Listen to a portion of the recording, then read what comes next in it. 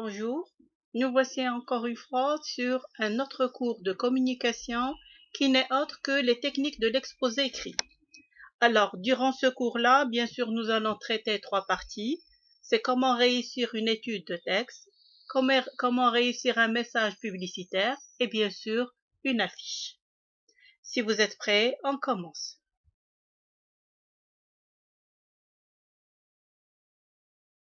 Alors, tout d'abord, on va commencer par la première étape, celle de la réussite d'une étude de texte.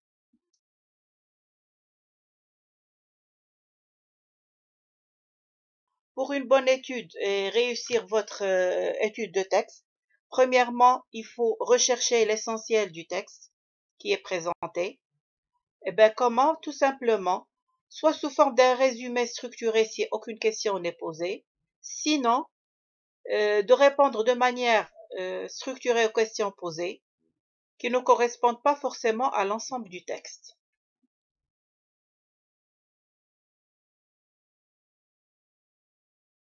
L'étude de texte se fait selon deux phases.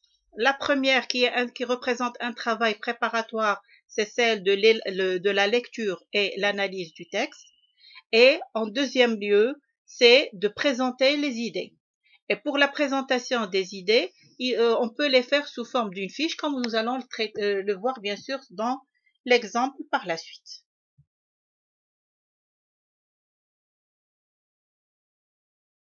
Alors, tout texte n'est autre qu'une suite d'idées ou bien des arguments, d'accord, qui peuvent être accompagnés des illustrations. C'est pour ça qu'il faut, pour une bonne étude, tout d'abord à rechercher quelles sont les idées essentielles, après les idées secondaires et bien sûr les illustrations. On peut faire ceci sous forme d'un tableau et bien sûr il faut écrire et non pas seulement utiliser le marqueur. Est-ce bien clair?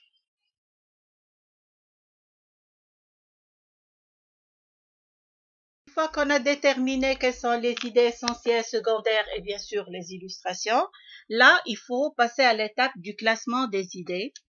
Et pour ceci, il faut établir un plan qui doit être logique et qui va nous présenter ces idées-là sous forme de trois étapes ou bien trois parties essentielles de n'importe quel type de texte qui ne sont autres que l'introduction, le développement et la conclusion. Alors, pour l'introduction, il ne faut pas oublier qu'elle vise à indiquer l'idée générale et annoncer le plan suivi. Donc, toujours, dans l'introduction, on annonce quelle est l'idée générale qui sera traitée et bien sûr, c'est-à-dire le plan qu'on va suivre pour mieux expliquer cette idée-là. Au niveau du développement, ça doit être sous forme de paragraphes qui doivent être bien structurés par un plan et avec des intitulés. Alors, ce que j'entends là par les intitulés, c'est des sous-titres.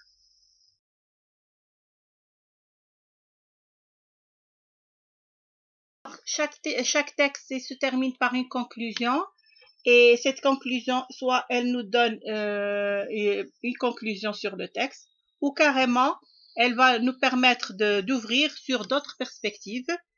Et il ne faut pas oublier, bien sûr, que il faut toujours inscrire un mot-clé qui va servir de référence en recherche documentaire. D'accord? Maintenant, on va passer à un exemple. Je vais vous donner un texte. Et bien sûr, vous n'allez pas aller à le lire, mais simplement à vous montrer comment on fait cette étude de texte.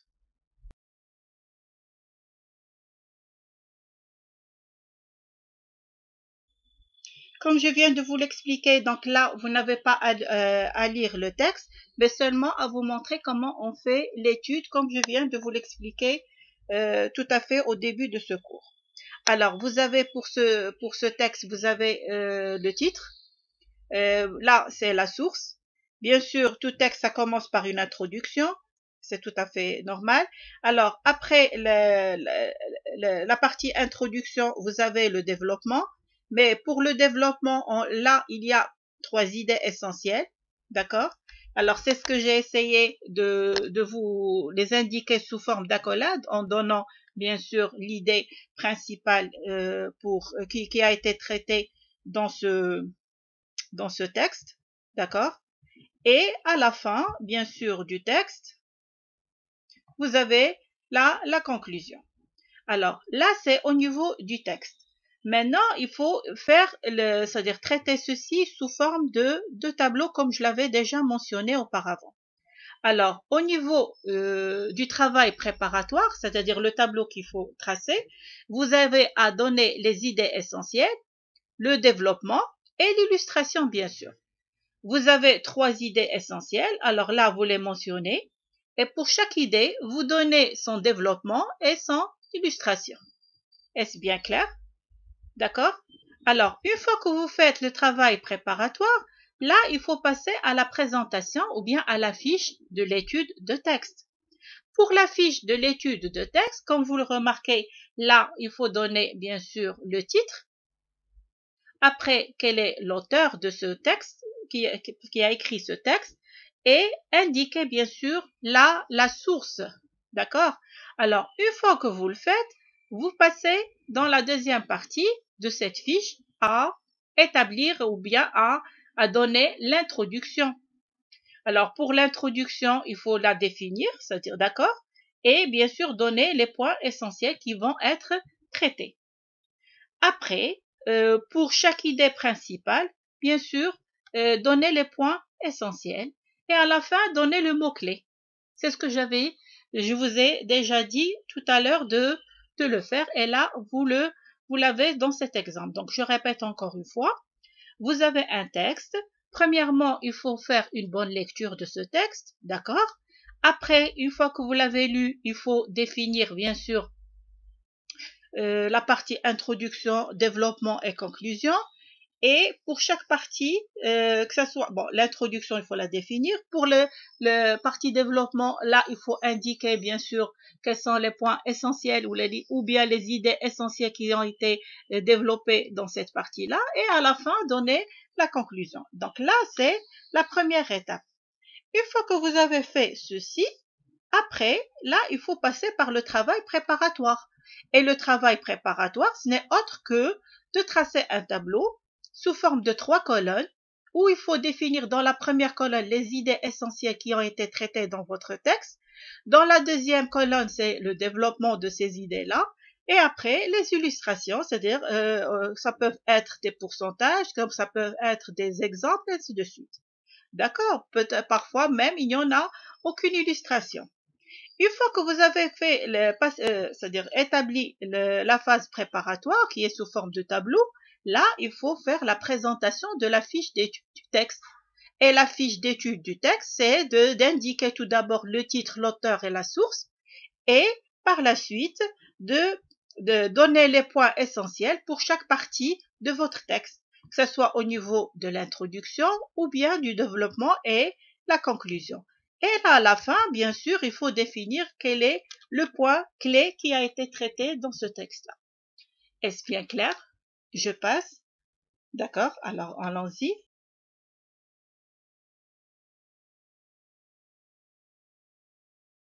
Les règles de disposition des écrits est très obligatoire. Pourquoi? Ben, tout simplement pour une meilleure présentation. Alors, l'objectif de ces règles n'est autre que d'améliorer la lisibilité et la qualité de votre document. Pour appliquer ces règles, il y en a 2 types. Tout d'abord, les règles des espacements et enfin les règles de coupure de fin de la ligne. D'accord? On va commencer par les règles des espacements et par la suite passer pour la coupure de fin de ligne.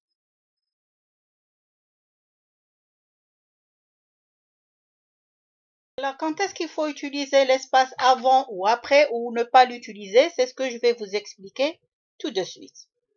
Alors, on ne met d'espace ni avant ni après lorsqu'il s'agit d'une barre oblique, d'une apostrophe, le trait d'union ou bien le tiret de coupure de fin de ligne. Alors, pour ces 4 cas, il ne faut jamais utiliser d'espace ni avant ni après. Je répète encore une fois. Donc, pour la barre oblique, c'est-à-dire la barre de division, l'apostrophe, d'accord? Le trait d'union ou bien le trait de coupure de fin de ligne, il ne faut jamais mettre d'espace ni avant ni après.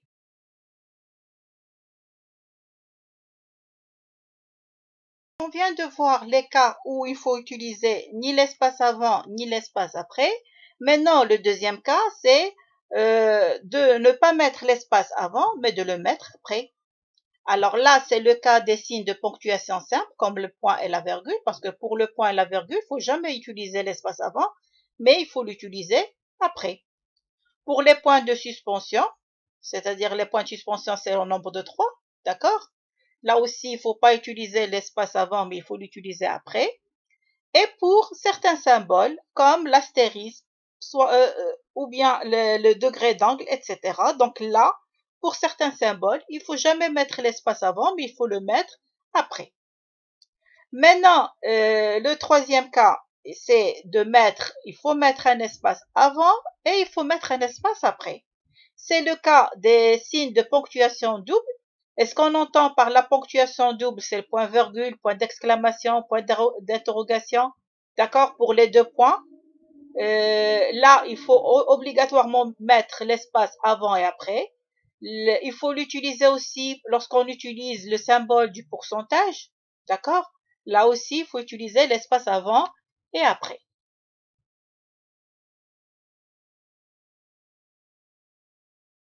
On met aussi l'espace avant et après pour les signes arithmétiques, d'accord? C'est-à-dire les signes mathématiques, comme le plus, le moins, la multiplication, la division, égale, d'accord? Et pour d'autres signes, comme les symboles d'unité, le mètre, le kilomètre, etc., kilogramme, etc. Pour le est commercial, ou bien ce qu'on appelle le perluette, d'accord? Et pour le symbole du paragraphe ou encore pour l'accolade. Donc là, il faut mettre l'espace avant et après. Maintenant, pour le dernier cas, c'est on met un espace à l'extérieur, mais pas d'espace à l'intérieur. Et c'est le cas pour les parenthèses. Lorsque vous utilisez soit les parenthèses, les tirets ou bien les guillemets, là, il faut faire attention. Il faut utiliser l'espace à l'extérieur, c'est-à-dire avant de les mettre, mais jamais à l'intérieur. Est-ce bien clair? Alors on passe.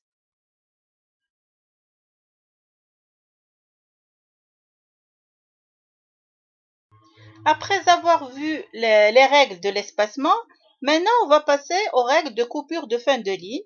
Alors pour ces règles-là, il faut bien sûr que ce soit entre 2 syllabes. Obligatoirement, ça doit être en 2 syllabes. Par exemple, papier. Donc là, vous le remarquez, c'est entre 2 consonnes doublées. Comme coller aussi. Vous pouvez l'utiliser aussi pour les préfixes. Par exemple, international, alors vous mettez inter, tiré et national. D'accord? Maintenant, je vais vous indiquer quels sont les cas où il faut jamais mettre la coupure en fin de ligne.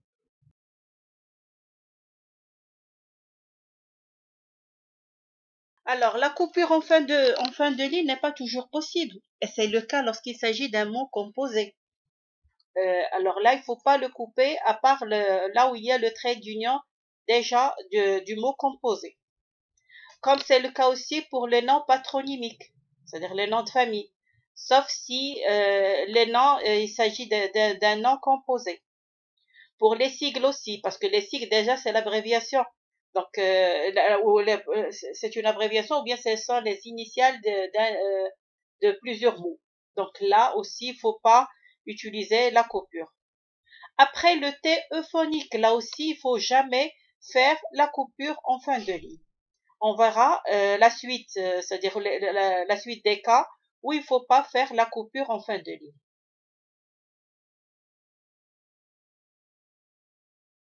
La coupure en fin de ligne n'est pas possible aussi lorsqu'il s'agit de l'apostrophe.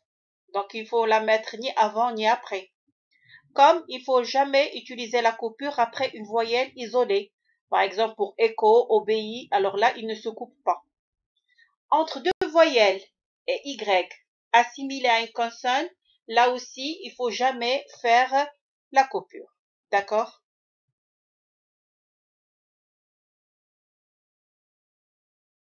Alors, pour une meilleure présentation de votre texte, essayez d'éviter de couper sur plus de 3 lignes successives, d'une part, et d'autre part, d'éviter de rejeter au début d'une ligne une syllabe muette finale de moins de 3 caractères. D'accord? Alors, maintenant, on a terminé avec l'étude de texte. Maintenant, on va passer à la présentation d'un message publicitaire.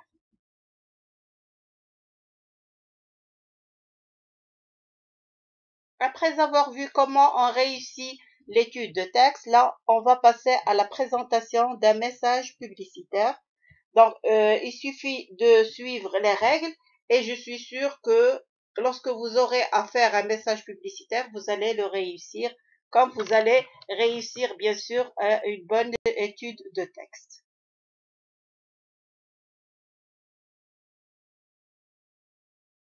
La publicité n'est en fin de compte qu'une communication dont le but, c'est de capter l'attention d'une cible et de l'inciter à adopter un comportement spécifique. Ce qu'on entend par le comportement spécifique, c'est-à-dire soit si notre publicité c'est pour un produit, c'est-à-dire d'acheter ce produit, si c'est un événement, c'est de participer à cet événement, ainsi de suite. D'accord?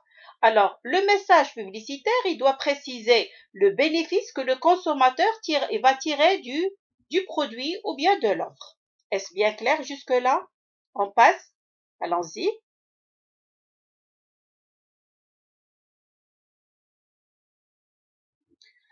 Un message publicitaire, il s'articule autour de 4 questions principales.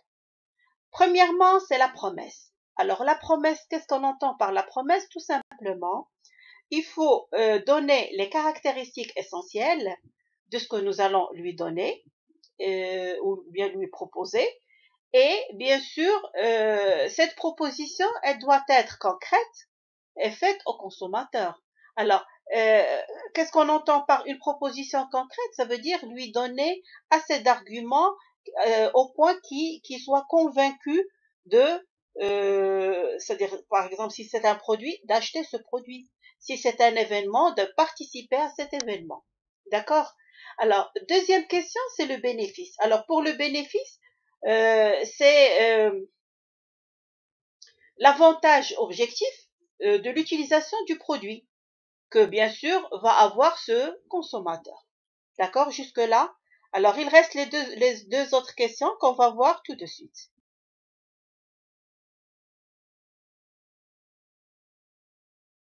La troisième question, ce n'est autre que la preuve. Alors qui dit preuve, c'est les arguments. C'est-à-dire la raison qui va justifier la promesse qu'on lui a faite. Il faut lui donner les caractéristiques distinctives et les avantages du produit. Qu'est-ce qui distingue notre produit par rapport à ceux qui existent déjà sur le marché et bien sûr le convaincre à l'acheter. D'accord? Alors, dernière question, c'est le temps. Et quand je dis le temps, c'est-à-dire l'atmosphère du message. Comment nous allons lui faire passer le message. D'accord?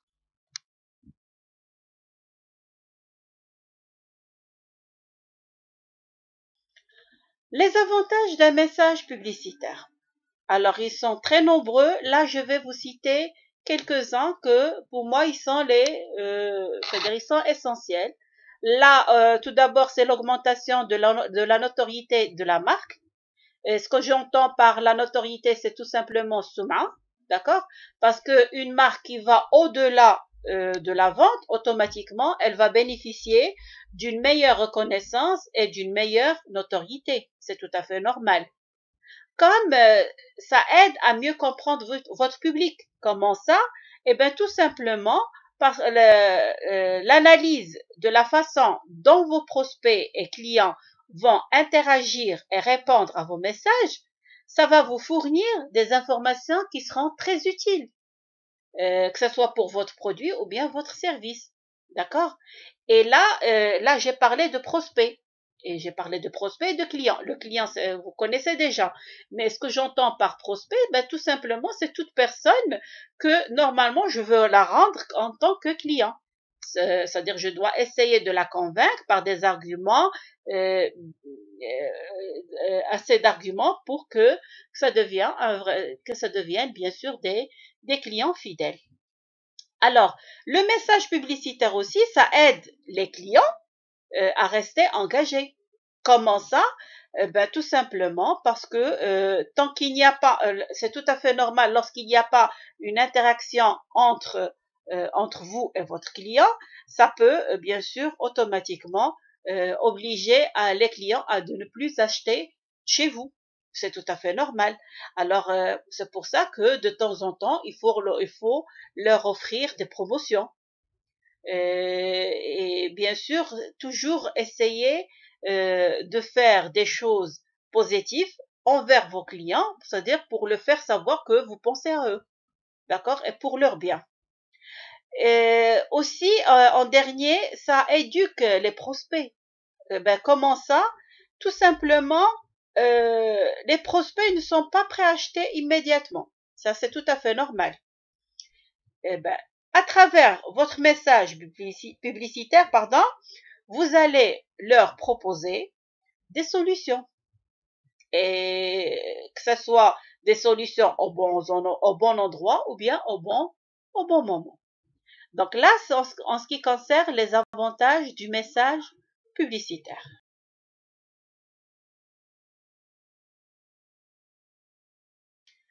Tout message publicitaire, il doit être clair. D'accord? Il doit être ciblé. C'est-à-dire à qui il s'adresse. Il doit être compréhensible. Les gens, ils doivent comprendre c'est-à-dire ce que vous voulez dire à travers votre message. Il doit être visible, c'est tout à fait normal. Et bien sûr, digne de votre confiance. Et digne de votre confiance, ce qu'on appelle être crédible. D'accord? La proposition commerciale, elle doit définir une valeur et bien sûr inciter à l'action.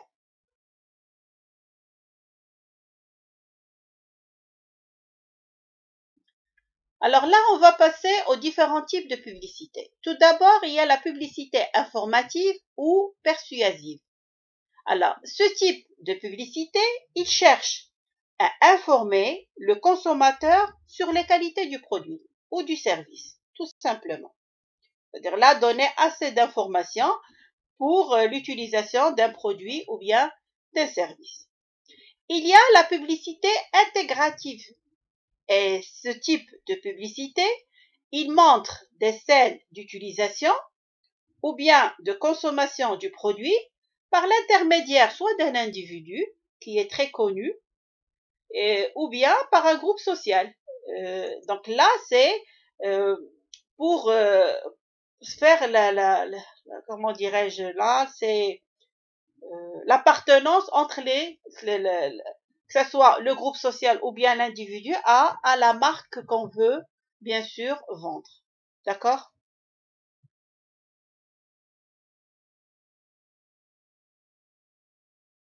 La publicité suggestive, elle s'appuie sur une approche psychologique de la cible.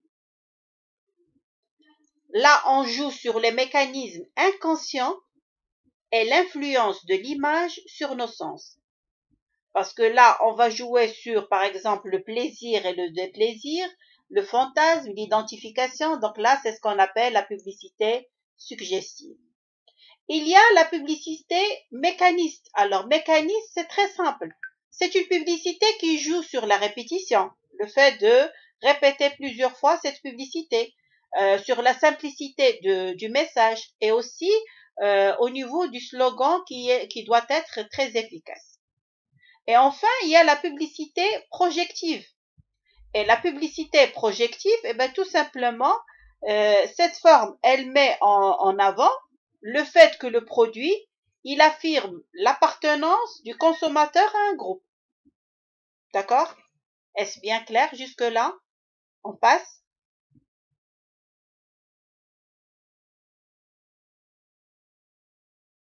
Pour qu'un message publicitaire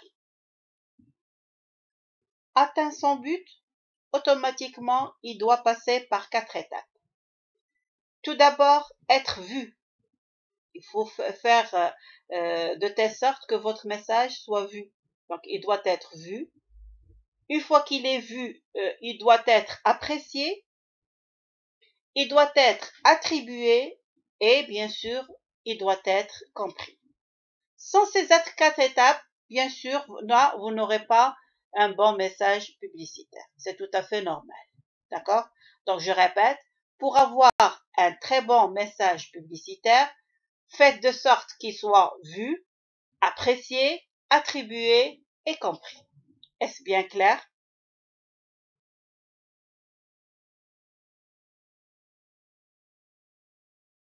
Un message publicitaire est loin d'être facile à élaborer ou bien à créer. Parce que tout d'abord, il faut analyser le public cible, d'accord? C'est-à-dire savoir à qui on va s'adresser. Et deuxièmement, identifier les douleurs de votre clientèle, c'est-à-dire savoir qu'est-ce qu'ils veulent exactement, qu'est-ce qui leur manque, d'accord? Alors, il faut choisir le meilleur canal publicitaire. Là, c'est très important. C'est-à-dire quel est le canal, c'est-à-dire le moyen publicitaire. Est-ce que vous allez le faire sous forme d'une affiche ou bien à la radio ou bien à la télévision ou d'accord. Donc là, c'est le canal que vous allez utiliser. Donc, il faut choisir le meilleur canal pour que votre message passe et attire l'attention de votre cible. Et bien sûr, là, il faut élaborer chaque composant de votre message publicitaire. D'accord? Il faut rien oublier au niveau de votre message publicitaire. Et enfin, d'analyser les résultats. C'est-à-dire, au fur et à mesure que vous allez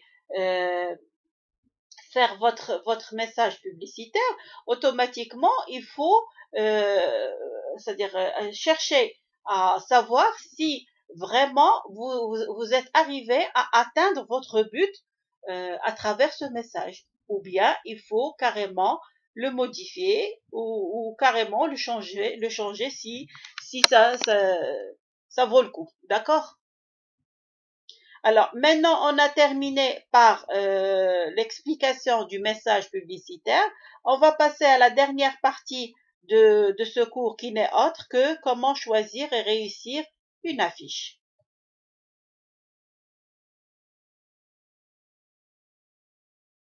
Chacun d'entre nous, il se croit qu'il est capable de réaliser une affiche pour attirer l'attention, c'est-à-dire du récepteur. Mais là, il faut faire attention. Il y a certaines règles qu'on doit respecter afin de la réussir. Et c'est ce qu'on verra tout de suite.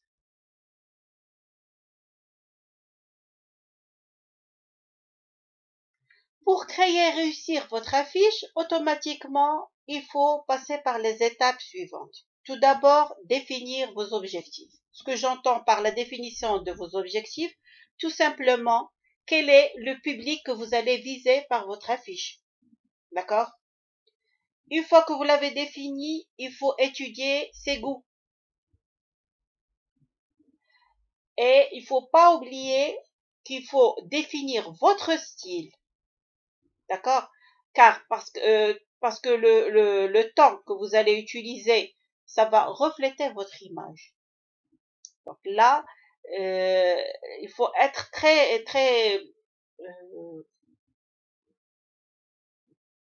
comment dirais-je, il faut être très attentionné et minutieux lorsque vous allez définir les objectifs pour une telle ou telle affiche. D'accord? Alors, une fois que vous avez défini vos objectifs, là, il faut passer à l'étape suivante qui n'est autre que de définir le lieu et le format de votre affiche.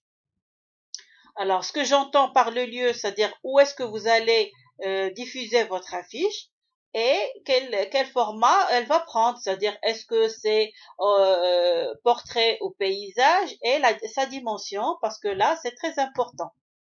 D'accord? Pour attirer l'attention de vos prospects, ça c'est certain.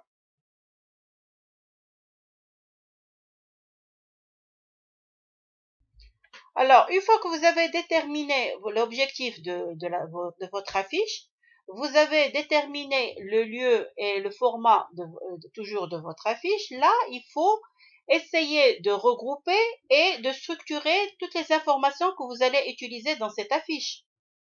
Et pour cela, il faut appliquer la méthode des 5 W. Alors, cette méthode-là, c'est de répondre aux 5 questions. La première, c'est who, ça veut dire qui.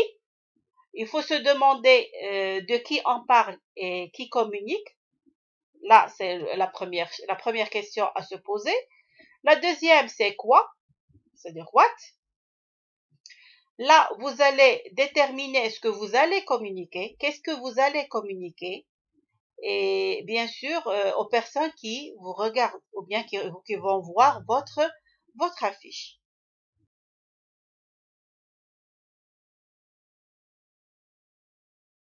Why, c'est pourquoi vous allez communiquer. When, c'est quand est-ce que l'événement il est prévu pour communiquer. Et enfin, where, où, ou bien quel sera son lieu.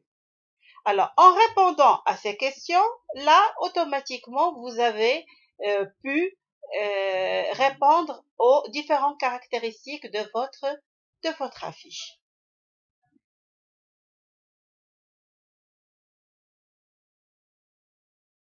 Alors, l'affiche, elle doit être organisée suivant 3 niveaux.